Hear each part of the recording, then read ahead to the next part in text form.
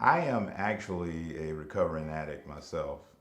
I am 15 years sober. One of the things that helped me in my development with long-term recovery was sober living. You'll be able to take all these tools that you have learned and you can actually use them in a controlled atmosphere. And that is why I am a proponent and I am passionate about sober living. Can you share a little bit about how you and Doug connected? I was a keynote speaker and I was addressing the nursing class at Jacksonville University.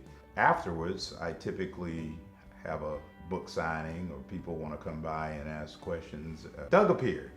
But how I got there is an interesting story. The lady that was in charge of that, her name is Peggy, she's my therapist.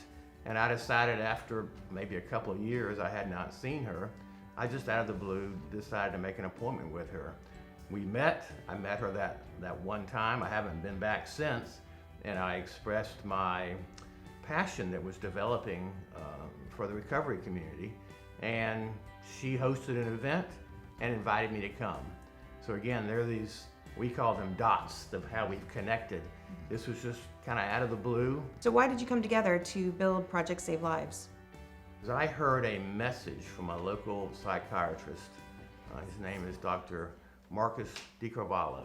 He shared about how drugs hijack the brain, how they really take charge of that person's life. And then he also shared how it affects their friends and loved ones in such a dramatic way. And I decided at that point in time I wanted to be part of the solution, that I wanted to help. Well, as we talk about the dots connecting, Dr. Marcus DiCarvalho is a member of Doug's congregation.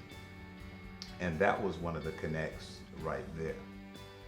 What Doug and I didn't know, or what Doug didn't know, or maybe I didn't know, is Dr. DiCarvalho and I had developed a bond and a friendship, and we're actually in the works of writing a book together. And he told Doug about me, and I told Doug about him, and that's when this kind of came together, because we both respected and valued the knowledge that Dr. DiCarvalho brought to the table. So once again, more dots connecting Doug and I. We all know the journey to living a sober life is a difficult one. It is not easy. I know personally, going through it with my late husband, the struggle is very difficult. What makes Project Save Lives different? So we started to develop friendships with people throughout the recovery community. We had ties with Drug Free Duval here in Jacksonville. And then we have special friends that fight the front lines of the opioid, drug, whatever you want to call it, epidemic. And his name is James Gandy. His wife is Amy Gandy, and they run a beautiful organization, grassroots, frontline, and it's called Hands and Feet. So Doug and I, we sort of posed the question to them, if we were to do something together to help, where could we fit in? What should we do? And this is where it all began. They told us, you ought to visit this place in Okeechobee, Florida called Dunklin. And after that, some magic was made. So what we learned on our visits to Dunklin was that men leave after about a 10, 11 months. And they go back and they try to live their lives as best they can. So what we wanted to do was to offer men a opportunity to come and be part of a sober living community where we had the kind of structure that they were used to having, but we wanted to add several things to that. One of them is we wanted to focus on job skill development, so that we can take men who have been successful, they know what it means to be successful, and they want to continue to do that, and we want to offer that to them. But here's the difference. In a traditional sober living, the guys go out and look for jobs. And when I say jobs, I just mean jobs. And that job is meant to just pay their monthly rent or their weekly rent. These jobs aren't designed to develop them into a long-lasting career that will support them and a family for years and decades to come. Project Save Lives knows that the places that these people have come from already had an industry on site. So these guys have developed, as part of their treatment, job skills. So we plan to take that and extend it with a partnership, with a relationship with an organization here in town where we can develop them and teach them, train them in a career-minded vocation. 5 of those are carpentry, plumbing, electrical, HVAC, and sheet metal. These are industries that not only they can make at the top end salaries, they can also develop into small businesses. Instead of giving them a fish, we want to teach them how to fish. And then for them to go out and be fishermen of men themselves. So this is an extension of an extension of an extension to just keep this thing going forward. In speaking with the different companies that offer the job skill training, we asked them, or they just told us, what are the shortcomings? What makes it difficult for men to succeed? And the number one objection was transportation.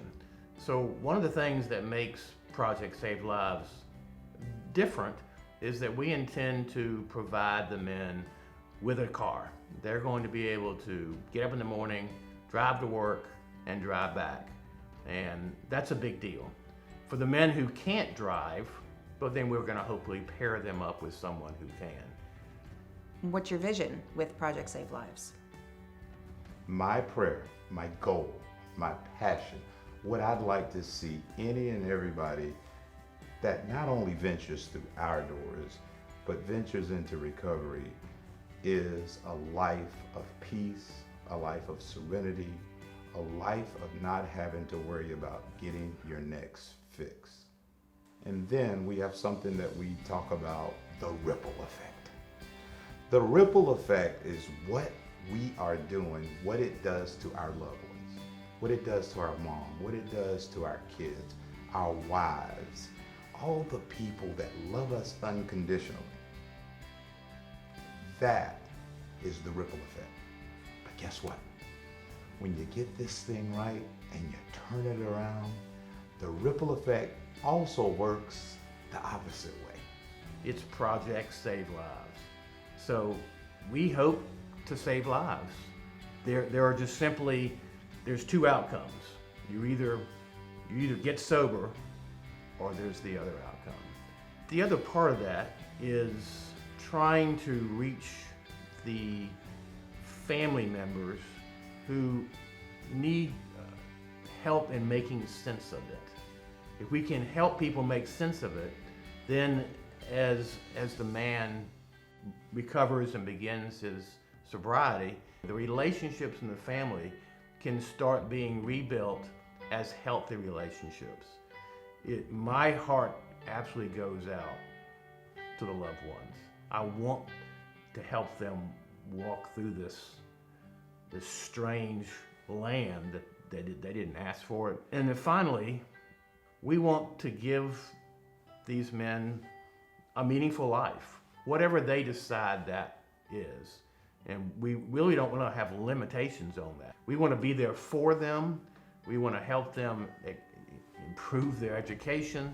But we also want to offer them a sober living community that doesn't have an end date. You don't age out. For those people who understand that sober living and staying in a sober living program and working the program, if they understand that that keeps them alive and functioning, then we want to be there. And I think that's the legacy that I would like to leave, is that we will take people, work with them, and then walk with them for as long as they need for us to walk with them. truly building a community. That is our plan. Building on the communities that have already been built, taking them down that next step.